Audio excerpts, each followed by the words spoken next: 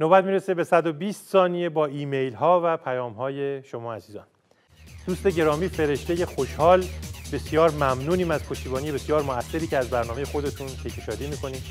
تشکر میکنم از دوستان عزیزی که برامون طنز و شعر و کاریکاتور فرستادن، به خصوص دوستان گرامی احمد آنا، میلاد خورشیدی، ملیحه حسینی، علی ایرانی، جواد جمشیدی، رسول امین و علی نژادی.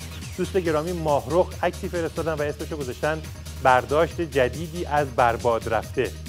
رضای عزیز ترانه قشنگ که به دستمون رسید، خیلی ممنونیم. امیدوارم که بتونیم همکاری بیشتری با هم داشته باشیم. دوستان گرامی پاتریس و نگار صادقی، خیلی ممنون از لطفتون و مطالب بسیار خوبی که مستمرا برامون میفرستین.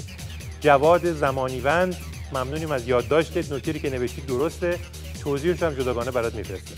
کریم مرادی و فریبرز ممتحن، نکات طنزتون عالی بودن، دستتون درد نکنه، همین هفته هم ازتون استفاده کردید.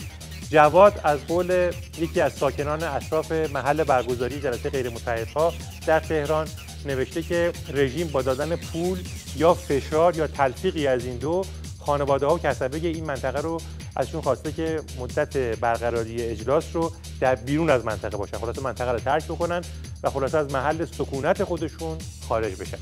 علی آزاد عزیز این عکس رو تحت عنوان استهلال فرستاده و این سوال رو مطرح کرده که این آخونده واقعا داره با این تلسکوپش دنبال ماه میگرده؟ آیا واقعا انتظار داره که ماه رو تو این امتداد ببینه؟ بهرام تراکتور، ممنون از کاریکاتورها و نکات طنزت. سجاد از یاسوج، ایمیلت به دستمون رسید، خیلی خوشحالمون کردی. چشم، مواردی که خواسته بودی برات میفرستیم. دوست عزیزی با نام مستعار زئوس پیشنهاد کردن که در مورد فیلم سینمایی جدیدی که رژیم علیه قیام مردم ایران ساخته یک قطعه طنز درست کنیم. پیشنهادتون در اختیار طنزپردازای بکشادی قرار دادیم. سعید عزیز، ممنونیم از ایمیل قشنگت و شعر زیبات. به داییت هم که نوشته بودی که در نوشتن ایمیل و شعر همراهی کرده بود، سلام برسون و تشکر.